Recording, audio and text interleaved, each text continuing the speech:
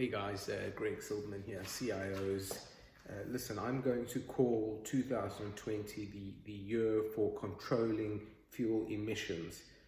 So there's a number of interesting legislations on the books around the world that is going to have an impact on fuel emissions. So, one of the authors that I really like out on Seeking Alpha is a gentleman by the name of Matt Bolson.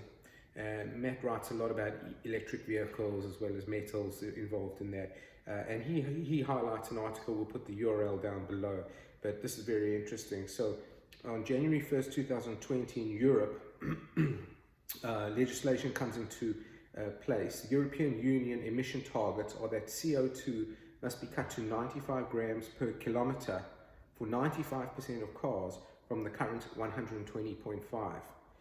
In addition to that, China also has something on the books, rules entering into force in China, the biggest auto market, from next year, 2020, Jan 1, will require each vehicle to contain around 30% more palladium, platinum and rhodium, analysts at Morgan Stanley say, so in other words, to control fuel emissions there.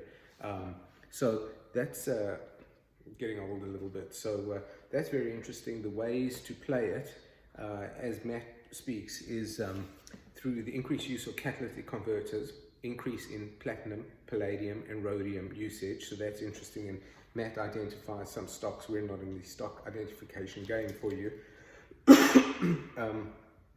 Increased use in electric vehicles and electric batteries. So that's a feature we're going to take up next year. Something of great interest to us, and we've got some nice private solutions, which is where our focus is on that. And then of course the banning of diesel. Diesel is a very high pollutant, and various, this has already happened with many OEMs phasing out or stopping diesel vehicle production. That's Toyota, Suzuki, Honda as recent examples.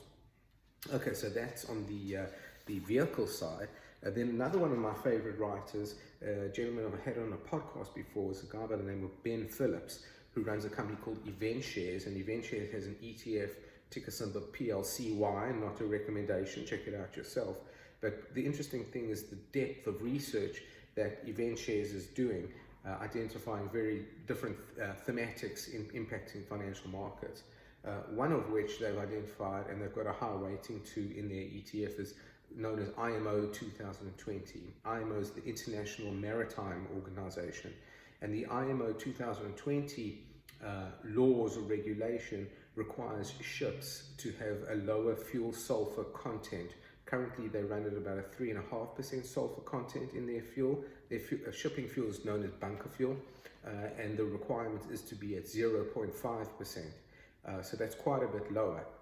Ben goes on to say that this will cause, so some ports and some fuels already meet the requirements, some don't, and they're in different geographies, as well as the use of what's known as scrubbers on ship engines, so that they actually scrub out the fuel before it gets emitted.